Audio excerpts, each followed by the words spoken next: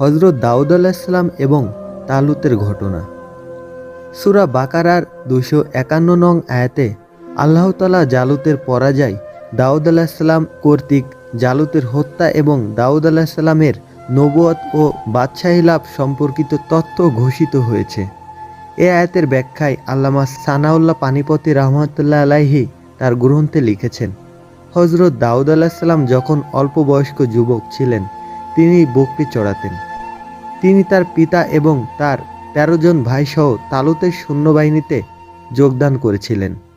তাদের নবীর কাছে আল্লাহ তাআলা ওহী প্রেরণ করেন যে ওই যুবকই জালুতকে হত্যা করবে।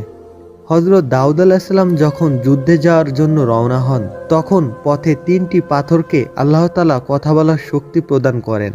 তখন পাথরগুলো বালক দাউদ আলাইহিসসালামকে লক্ষ্য করে বলে যে, আমাদেরকে উঠিয়ে নাও, কারণ তুমি আমাদের দ্বারাই জালুতকে হত্যা করবে। তাই বালক দাউদ আলাইহিসসালাম পাথরগুলো